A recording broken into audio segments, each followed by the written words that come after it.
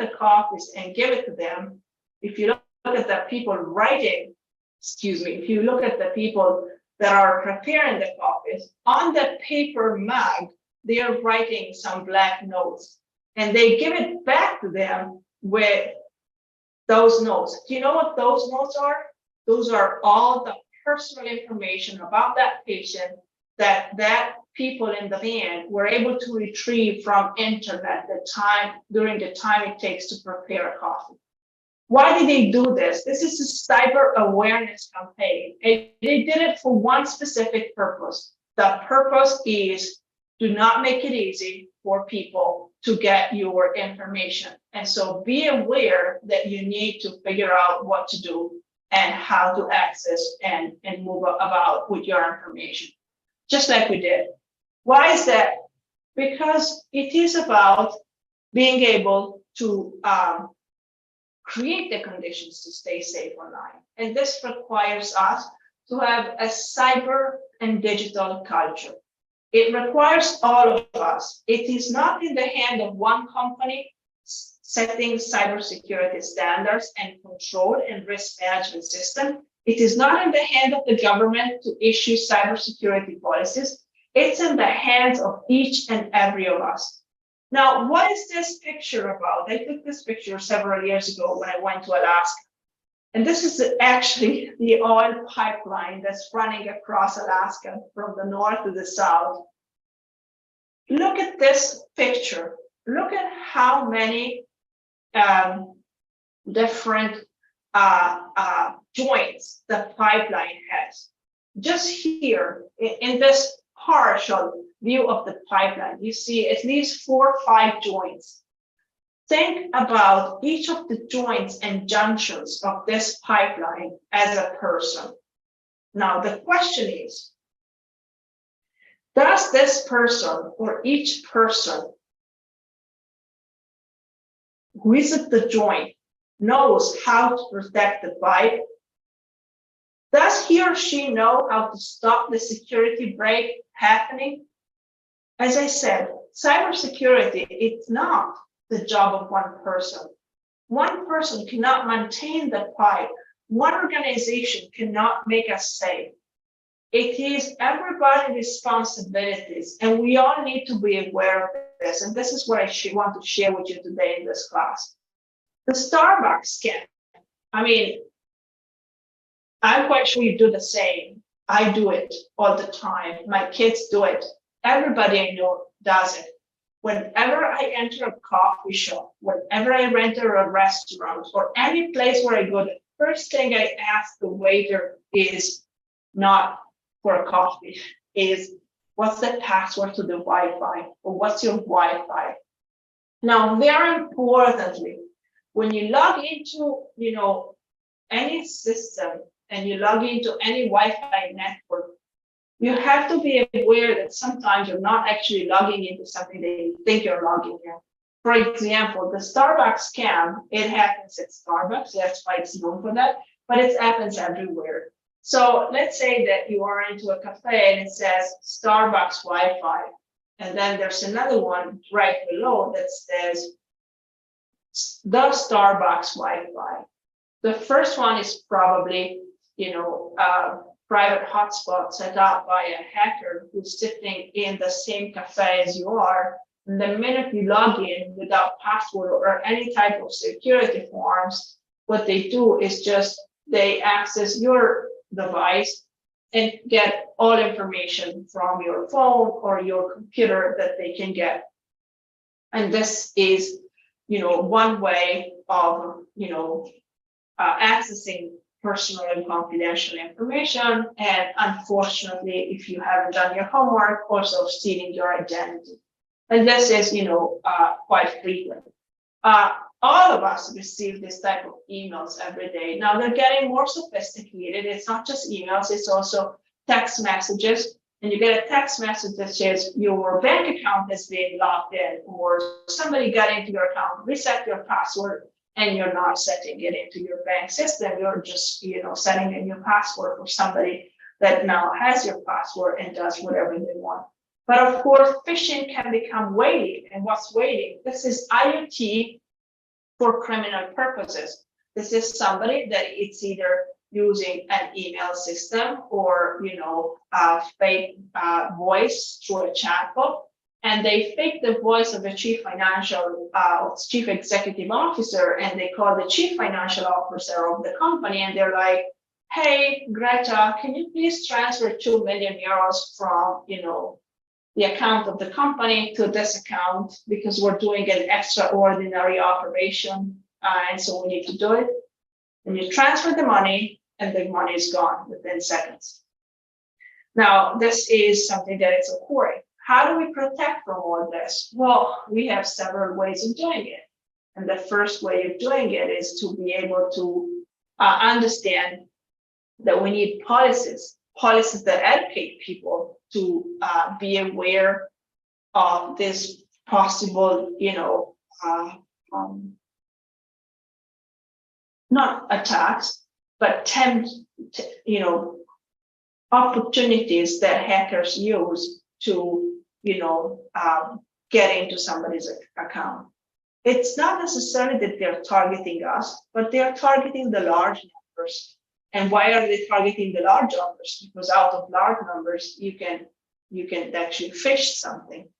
And so what we need are policies that protect our technology, but policies that are put in place to ensure that people know what to do in order to protect the joints of the fight.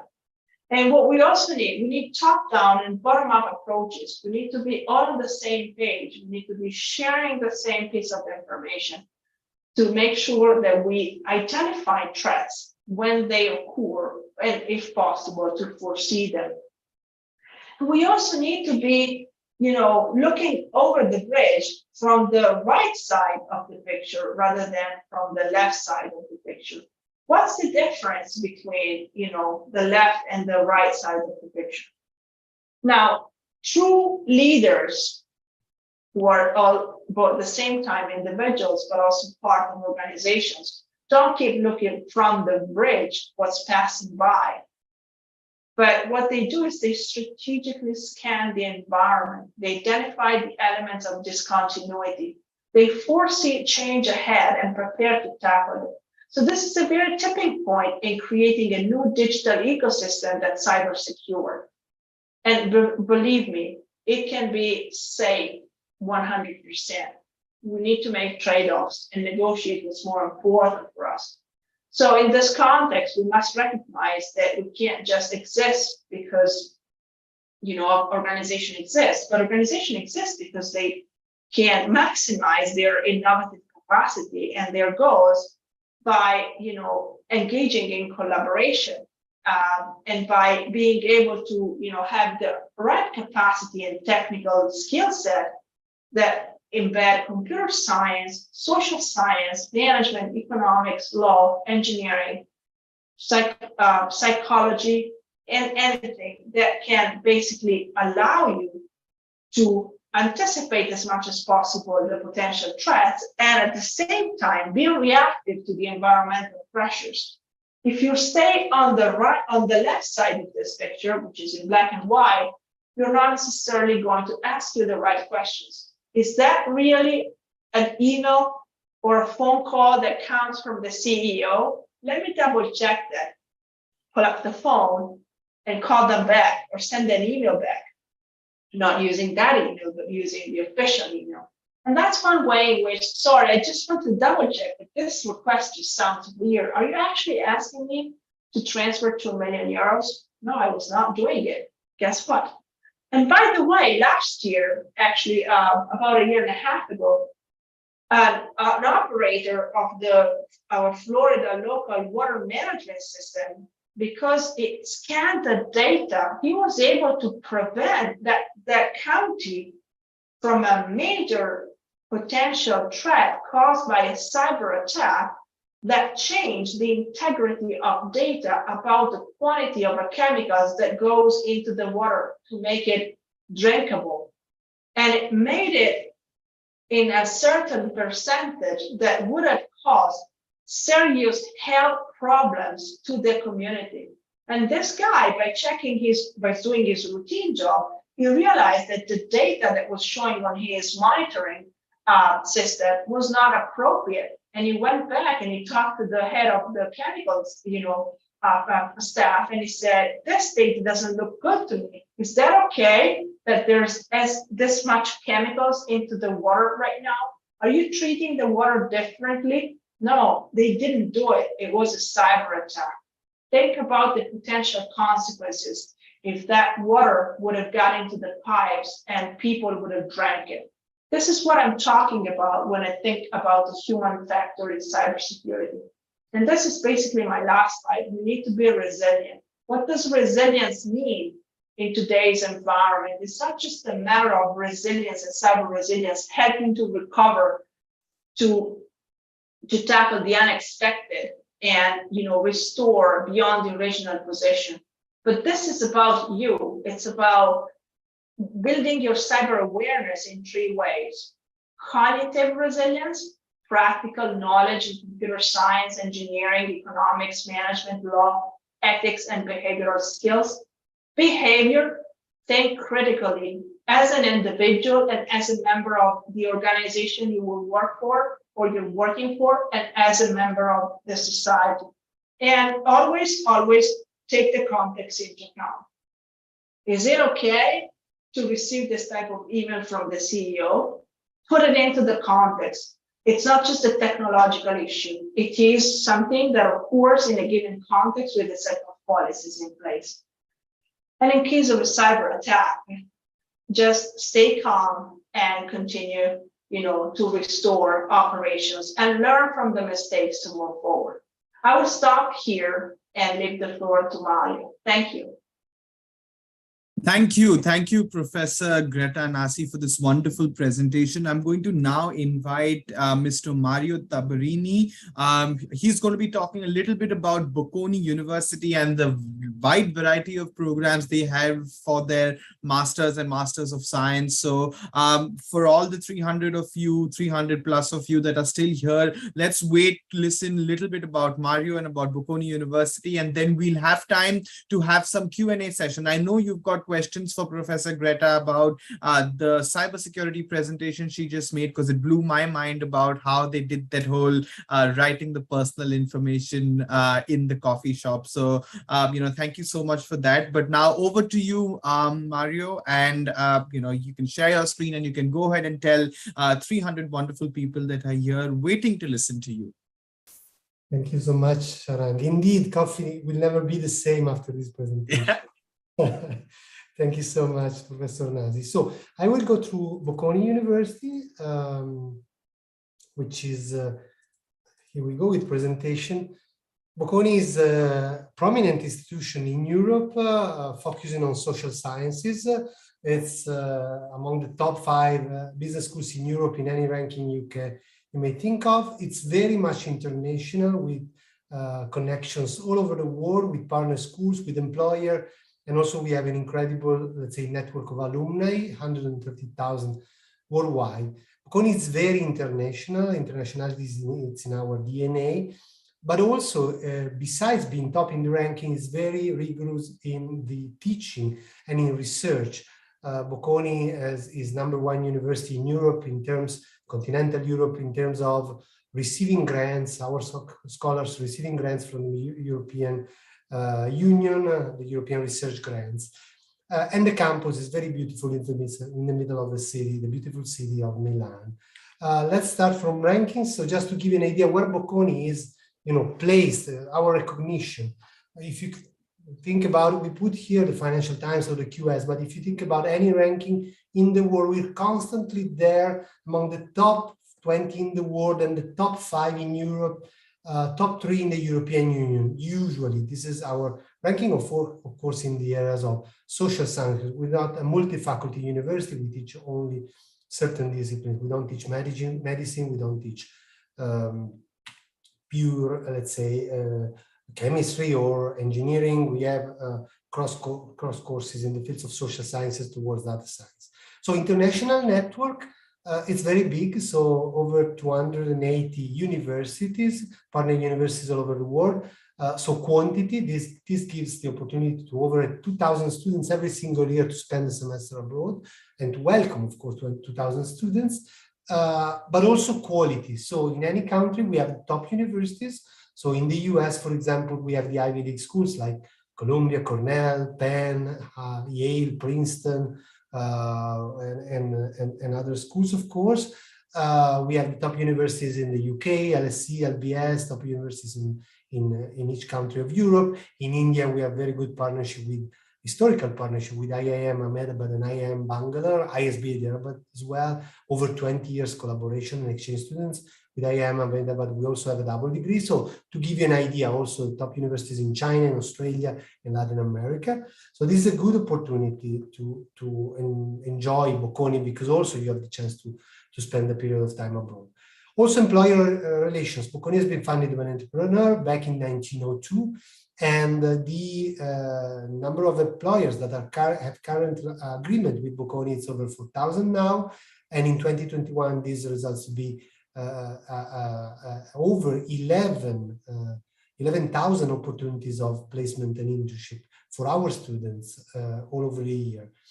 It's very important, our community of alumni, 130,000 alumni worldwide, with communities also in Mumbai and Delhi, but in any big city of the world. We have that. The biggest communities are in London and in New York and in Paris, I would say. I was actually last week in New York and London for our Bocconi Meets event, and there were really hundreds of people joining us and big communities there. And these are some top employers. You can find all the big names there. Bocconi is very, very much connected to the business community. And as a result, the placement of our graduates, MSc graduates, is super top, 96.9%. And this is the highest in the Financial Times. 1 year after graduation are employed. So the physiological 3% don't work 1 year after graduation. But even more important, 83.7% are employed on graduation day. So basically, they have to take a day off in order to graduate from work in order to come to Bocconi and graduate. A third of the students work abroad, let's say outside Italy, 1 year after graduation. Here are some successful alumni. I mentioned the alumni before. Here are some Indian students who came to Bocconi, got their master here, and then went to work either in Dubai, in London, in Milan. We have other stories of people going to Hong Kong or New York. So lots of opportunities where here these stories, nice stories of Kushal, Inders, and Jack. When it comes to our Master of Science program, this is the offer. So it goes from, let's say, our disciplinary areas of management to marketing to accounting, finance, arts management, towards more political science, management of government and international organizations, and more to the data science area with data science and business analytics, and the two, let's say, new kids in the block, the cyber strategy and government. Professor Vedanasi is the director, and it's a joint degree with the top engineering school in Italy and one of the top in Europe, the Politecnico di Milano. And the very new one, which started actually last month, is the Transformative Sustainability Master, again joint degree with the Politecnico di Milano.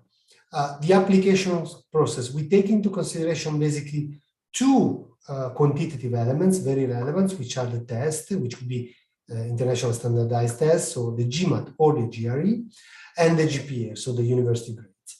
Also very relevant, the more qualitative parts. So the curriculum vitae, the personal statement addressed to the director of the first choice. You have a maximum of 5 choices of our masters, and the video presentation. Let's say the overview and the profiles of the candidates are reviewed, of course, by our admission office, but also shared with the director of the single masters, Professor Greta Nasi, for example, for the students applying for the cybersecurity and governance master, and every single director for its own master. We have 5 selection rounds. So if you're thinking of entering in Bocconi in 2023, in September 2023, the first round, it's already open and the deadline is the end of November, and then 5 rounds basically every month, couple of months until up to May. The sooner the better to apply, because you have more opportunities, more places available in the earlier sessions, and more scholarships available. Coming to fees and also scholarship, Bocconi has a fee of 14,000 euros per year. The master is 2 years. 2 years master, which is very, very nice, because in the second year you can do electives and basically you can build up your study plan by spending a semester abroad or doing a double degree or joint degree like the one with Politecnico, but also with other schools in any place in the world, in top schools, in, I don't know, LSE or HEC in Paris, or State University of New York in Albany, in New York, or Queen's University in Canada, or IM available, I mentioned. And it's 2 years program, so 14,000 euros per year. It's a very competitive fee given the positioning of Bocconi worldwide, but at the same time, I'm glad to say that 1 student out of 4 do not pay the full tuition fee. They receive some sort of financial aid, which could be full tuition waiver to any discount. In 2021, we gave out 37 million in scholarship as Bocconi. Just think that in 5 years ago, it was 25 million. So lots of investment there in order to attract the top students in the world independently from their financial conditions. I know there were some question about scholarship for the cybersecurity program. Yes, there are, but not specific for program. So the scholarships are given out to the students independently from the master they do apply, and the merit scholarship are given out. You don't have to do a separate application. You apply for Bocconi, and when you get the offer, which is unconditional, you may get or not get the scholarship, which could be either full tuition waiver, the merit awards, half tuition waiver, international awards. We have some specific women awards for more, let's say, finance or data science subjects. And then we also have the need-based scholarship for the students who have very specific socioeconomic condition. And for this specific need-based scholarship, the application is separate. You get the offer without the scholarship in that case, the merit scholarship, and you want to apply for the need-based scholarship, you have to do a separate application afterwards. There are also lots of student loans. We have agreements with the 2 main Italian banks. Campus. So the campus is very beautiful. We have lots of student association, media center, top keynote speaker you see here. We talk about Starbucks. So Howard Schultz, the CEO of Starbucks, the first one is Mrs. Ursula von der Leyen, the president of the European Commission. But Howard Schultz from Starbucks, when Starbucks opened the first ever Starbucks in Milano, in Italy, actually, was a big thing. So it's not unusual Starbucks, but because of course coffee places in Italy are big competitors. We have hundreds of different places, and so Starbucks didn't open extensively like in other countries. So only the first one was in Milano a few years ago, and Howard Schultz, before the opening of the Starbucks in Milano, came to Bocconi to give a speech, to give you an idea. Then Satya Nadella from Microsoft, Tim Cook from Apple, but these are only some examples.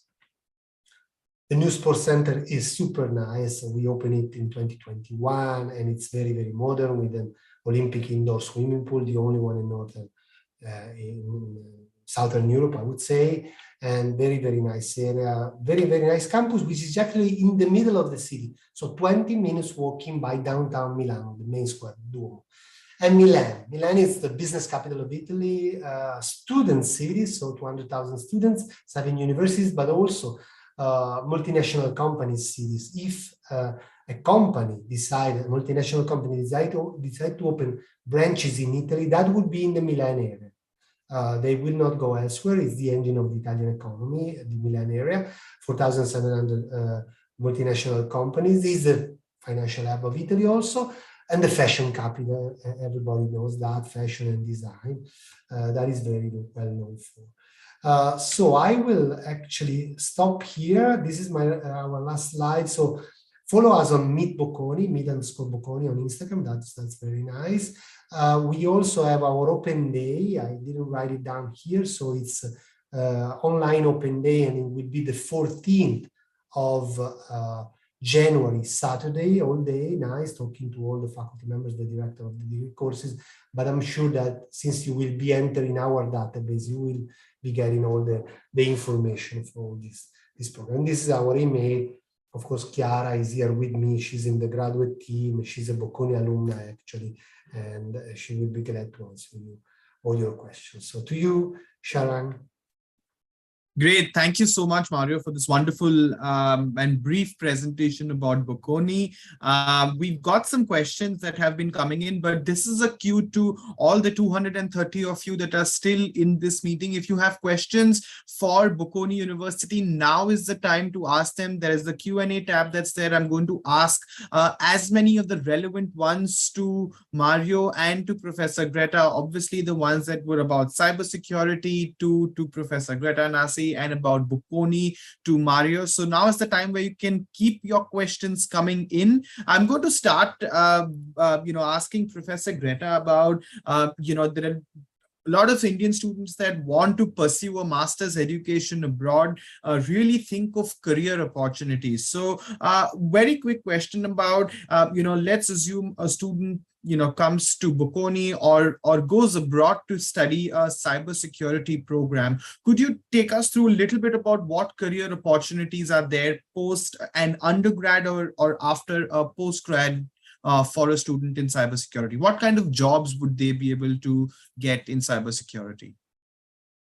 Thank you. Well, I will talk about the jobs they can take after they finish a graduate program like ours that's inter-institutions, and as such it builds on 3 sets of competencies: the technical understanding of cybersecurity from a computer engineering perspective, what it means for organizations and institutions, so that's the social sciences perspective of Bocconi, and also some soft skills like how to bring the awareness that cybersecurity is a strategic topic for the board of directors of firms, and how to talk to software engineers to fix the code in case there are issues. So our program basically trains people for 2 types of career options: the cybersecurity managers, so the people that talk to the CEO and the board, and at the same time to the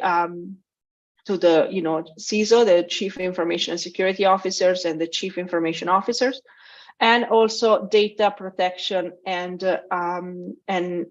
security officers. So people that focus more on compliance, the compliance with standards of cybersecurity, the compliance with risk frameworks for cybersecurity and such.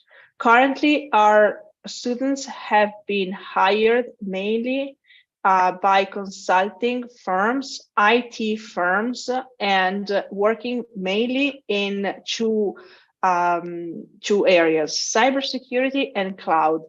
Cloud is a big issue right now, especially in Europe and North America, which are the 2 main, destination areas of our students, also because of where they come from.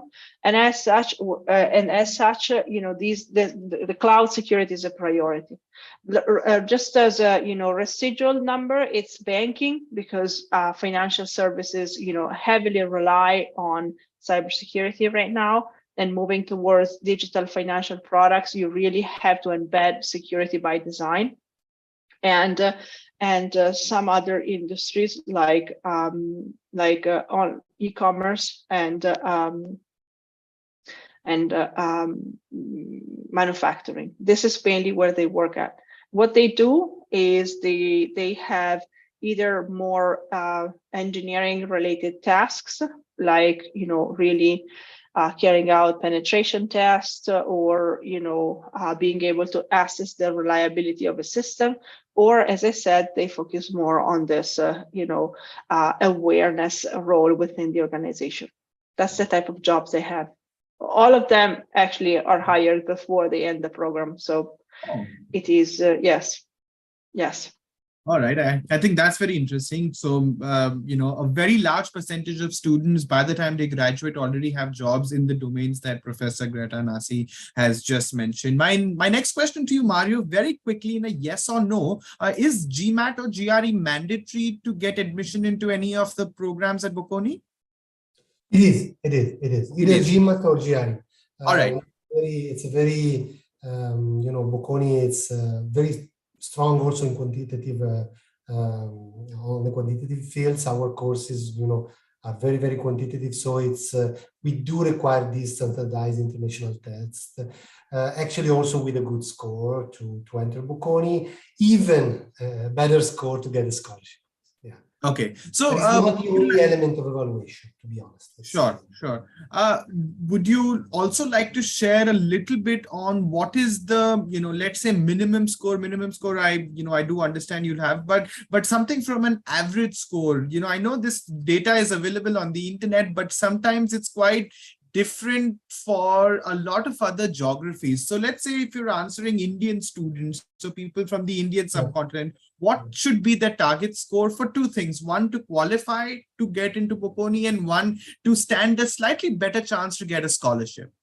It's always very difficult to answer this question because, in my chart about selection and admission, basically the GMAT or GRE is one element, then you have the GPA, then you have the other more qualitative part. So, and of course we look at diversity when building up the class, also people coming from different backgrounds, that's also very, very relevant.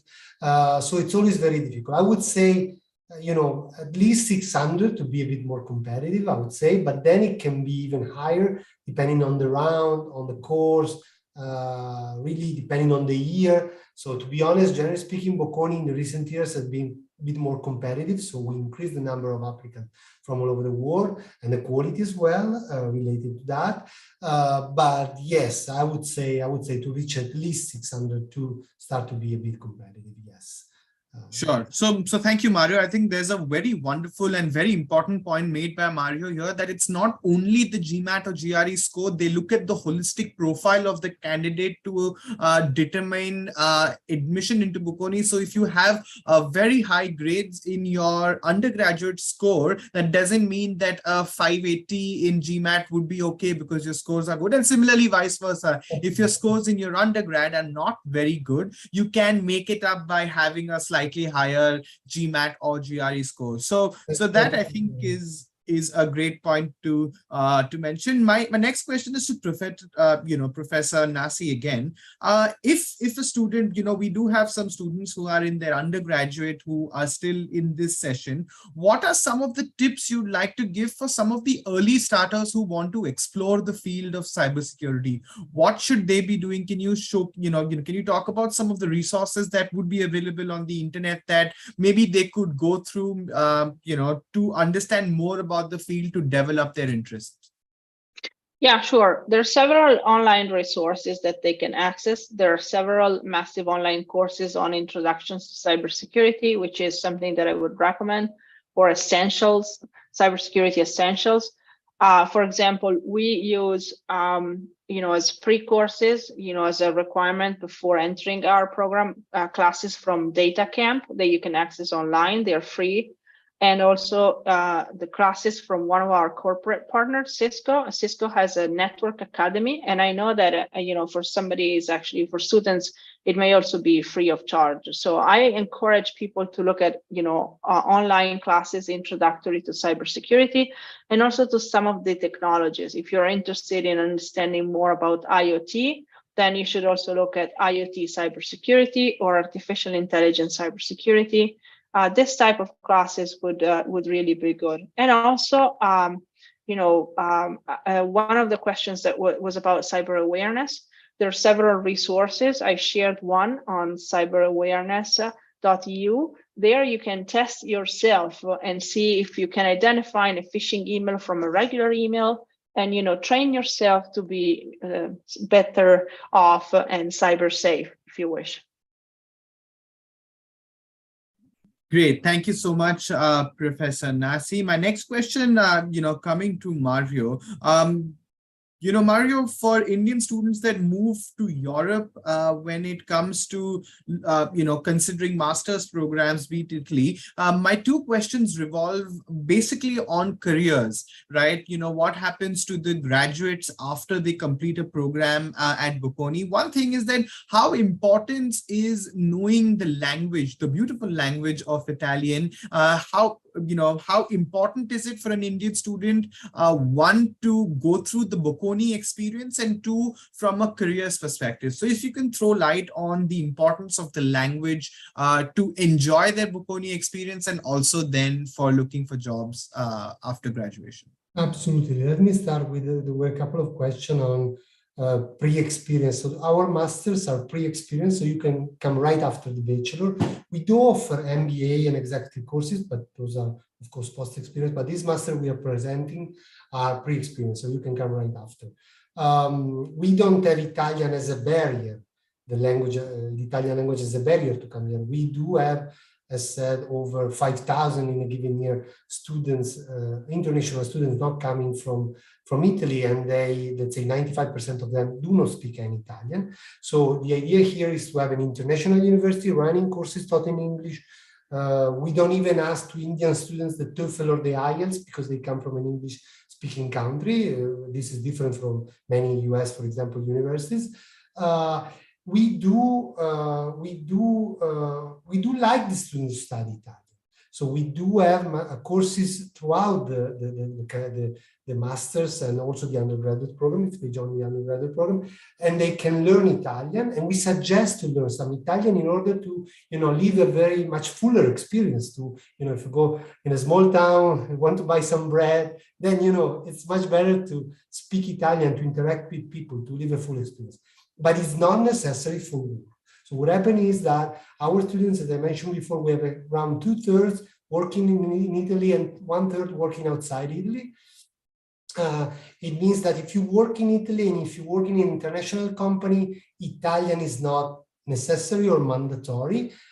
Of course, if you work in Italy, it might be better to learn some Italian, but the students who spend here a couple of years, they have all the chances to improve their Italian, but it's not, again, mandatory. Then, of course, if you have a very specific job in an Italian company working with Italy, that, of course, necessary, but it's not the large majority of offers. And with Indian students coming to Italy, basically, what happened is that, undergraduate Indian students who want to work abroad and live abroad, they don't have many chances to come and work directly and working in Europe, for example. And the master could be the tool to do that. You do a master right after the bachelor in a European top business school, or let's say a master in any field, I would say. And then from that, you can have the opportunities, lots of opportunities to work and stay in Europe. You can work up to 1 year after graduation with a study visa, but then in the meanwhile, you can work with your, let's say, employer to get a working visa. Of course, the process of getting a visa may be not that easy, but that's normal for any, let's say, outside Europe country. But yes, if the employers in Europe, generally speaking, do recognize a lot the Bocconi degree, and if they know the quality of the students, so very often we have offers of students. I never seen a student coming back to Indian students because of lack of opportunities here. Okay. So maybe they came back because they wanted to came back and do the, let's say, family business or open businesses there, but not because they were not able to find something here. All right, I think that's very encouraging. So Mario is saying that not many students come back to India because of lack of opportunities, but they actually come back because they want to come back. They want to stay closer to family or things like that. So, one follow-up question about the language. Are there any language courses at Bocconi University for foreign nationals to come and pick up during their coursework? Yeah, we have a couple of mandatory courses, so entry level. 2 languages, so during the master, and one has to be Italian with a very, very basic level. And then they can also learn other languages, extracurricular languages, and these are all opportunities that you can get during the master. So yes. Great. I think there's another question here by Pranjal about, cybersecurity once again. So I'm going to get this to Professor Greta itself. There is, the internet is a very large place of, finding resources and finding content about, cybersecurity as a very, it's no longer niche now. I think it's really required by most of the companies to also as its first line of defense. So, I know you've spoken a little bit about some of the resources, but the questions still keep coming about, where should one start? Where can one get more information about cybersecurity? And do you recommend students before they come to your program to, get some pre-course study material done about cybersecurity so that everyone's up to speed? Well, we look at when, they pass the checks. So the GMAT is fine and everything. When we do the admissions, there's a joint committee between Bocconi and Politecnico. We take seriously their CV and we take seriously their letter of motivation. And in their CV, what we look at is if they have done, first of all, if they have programming capacity. We use Python, so they have to be aware on how to code software. And they need to, have done, it's preferred to have had an internship or to, have taken one of those online classes that I mentioned. Again, before entering our program, once they have been admitted, they have to take classes, and then we recommend them. As I said, there are several of them. Data Camp is one, depending on what you want to do. I mean, if you want to, I read in the chat somebody is wearing a black hat or a white hat or, a blue hat, a red hat.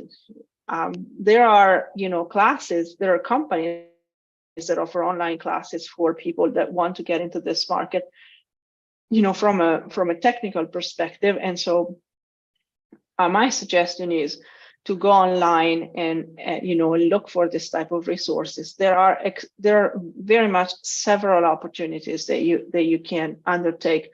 Just, see, if any one of those fit your interest. That's my suggestion. Wonderful.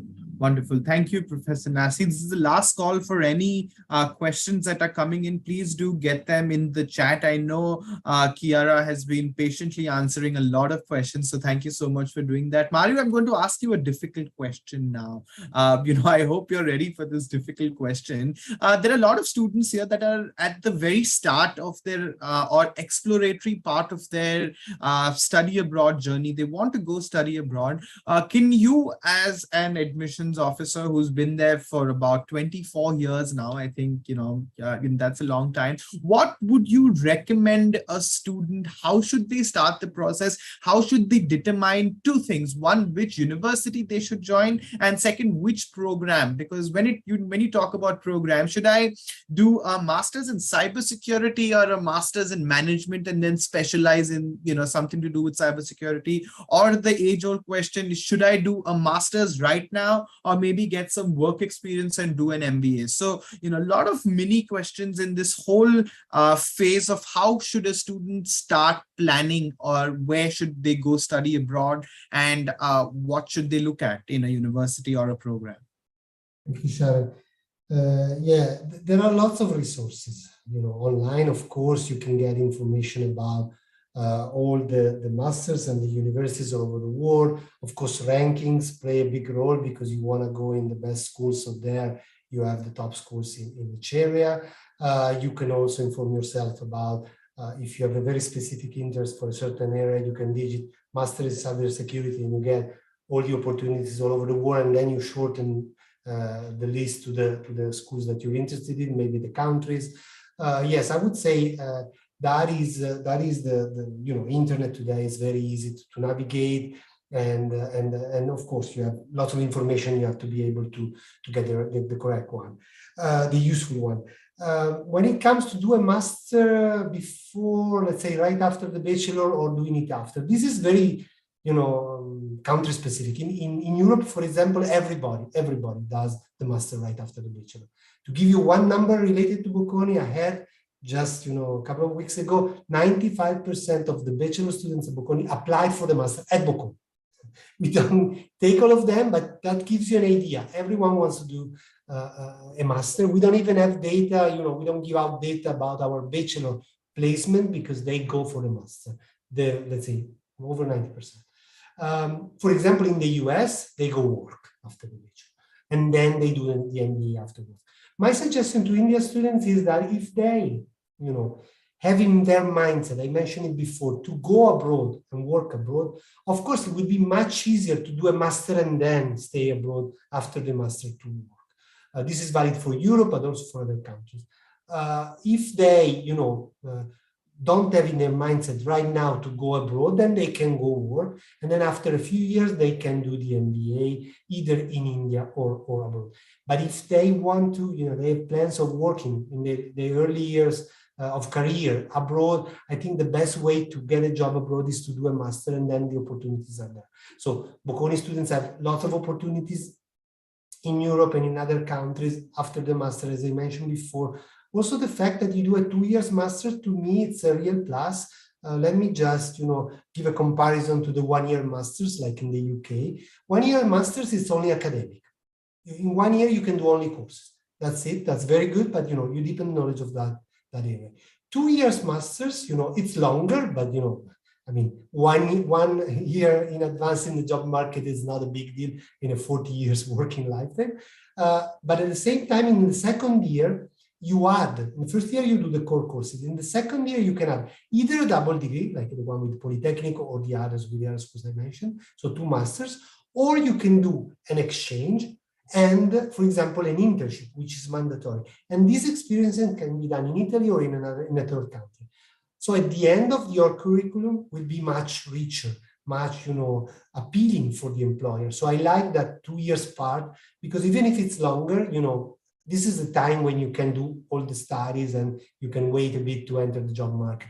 Afterwards, it's more difficult to work on your curriculum, academic curriculum. So that's my Great. I think Mario has put that very, very well and answered every question that is, that has been covered.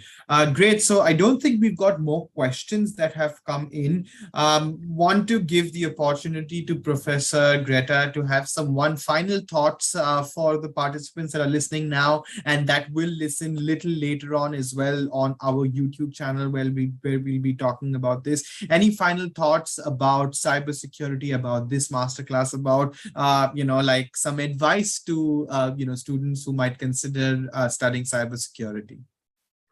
Yeah, as I said, the human factor is quite important, and there's different disciplines involved. So I think that what the program brings and offers to you is the chance of exploring Milano and taking advantage of the leading competencies of two of well-known and well-respected institutions in Europe, Bocconi and also Politecnico. So I would strongly recommend this, and also I would recommend Bocconi because there's several STEM, economics, management, finance related programs that are, as very well known, respected. They are ranked properly, and so not just cybersecurity, but being part of the community is important, I would say. Yeah. Sorry, one quick question. Thank you for that, Professor Nasi. One quick question is coming in the chat right now about a candidate who's just completed a master's in computer science. And I'm guessing that's a master's and bachelor's in computer science and has 2 years of work experience. Do you think the master's in cybersecurity would be a good fit after he would have completed a master's, but from a Indian university itself? Do you think a double master's would be a good idea for a candidate? If they want to focus on cybersecurity, we could take that into account. We usually, as Maria said, consider students that, are just out of the university cycle. So, I mean, we usually take people with a maximum 2 years of experience. And as such, you know, if that person fits into this requirement, it is okay. It is a pre-experience program. And as such, you know, it has to comply with that. So we wouldn't take people that have been working for 5, 6 years. We would not consider them to fit with our class. Sure. I think that answers well. So, Habiba Akram, I think that would have answers your question, saying that if you've got 2 years of work experience, now is the time where you can consider your application, because if you spend more time, it might be difficult for you to switch into cybersecurity just because of the whole cohort and the average experience and the average age. So thank you for that, Professor Nasi. One last thought from Mario before we close this session. Any final advice or tips to students that want to consider Bocconi University? Thank you, Sharan. No, I've seen, I've been working in Bocconi for many years. You pointed out 24, I was actually 10 when I started. No, I'm joking. No, I've been in Bocconi for many years now. I've been doing international relations for most of my time, and then joined the recruitment team 3 years ago. And I've seen the increase, and I'm sure Greta has been here for a few years now, the increase of international students coming to Bocconi, the quality of international students coming to Bocconi, as well as the quality of Italian students. All the top Italian students come to our place if they want to study these disciplines. And I've seen an increase, in fact, also from Indian students a lot in the recent years. This is because the international recognition of Bocconi has, grown up a lot in the recent years. Not only the ranking, but the internationality of the faculty. We have a third of the faculty which is not Italian, and also the Italian faculty is Italian by passport. But people like Professor Nasi have got their PhD in the US, and other professors have taught in the US for a few years and then came back to their alma mater, or to Bocconi, generally speaking.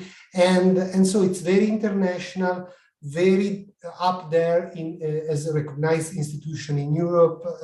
And I think it's a good opportunity if the students want to consider Bocconi for studying, especially if they want to get out of their comfort zone after they bachelor in India, their entire life in one single country, in their hometown, maybe, to challenge themselves. And there will be always time to go back to India after a few years abroad. So no. I strongly recommend that. I've been doing international relations as well, so I also ask my students to go abroad to experience abroad as well. So I believe in that very much. Great. Thank you so much. Thank you so much, Mario, for your last answer, and for the last 1 hour, 20 minutes that we've spent together. Thank you. Like to also thank Professor Nasi, who spent a great part of her last 1.5 hours along with us.